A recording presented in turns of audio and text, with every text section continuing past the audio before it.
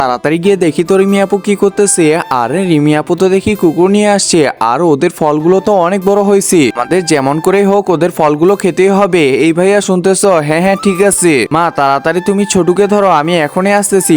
আচ্ছা ঠিক আছে, একটু ফলগুলো খেয়ে নেই। আরে কি ব্যাপার, এই ছোট তুমি এখানে কি করতেছো? হ্যাঁ ও একটু ফল খেতেছিলাম, যাও যাও ফল দিব না। আচ্ছা ঠিক আছে আমি চলে যাচ্ছি। আমার কুকুরটা তো অনেক বড় হয়েছে।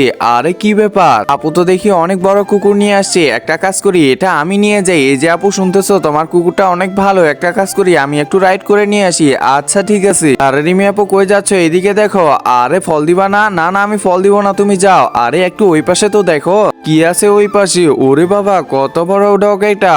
একজন মা কতটা আপন হয়ে থাকে, যার মানেই তাকে জিজ্ঞাসা করে দেখো। তো দেখা যাক বন্ধুরা, এই মায়ের জন্য কে ভিডিওটিতে লাইক এন্ড সাবস্ক্রাইব করে। আর যারা মাকে ভালোবাসো না তারা ভিডিওটি থেকে দূরে থাকো। তাড়াতাড়ি চলো আমরা এখন ফল খাবো। আরে তাড়াতাড়ি আমরা বাসায় চলে যাই।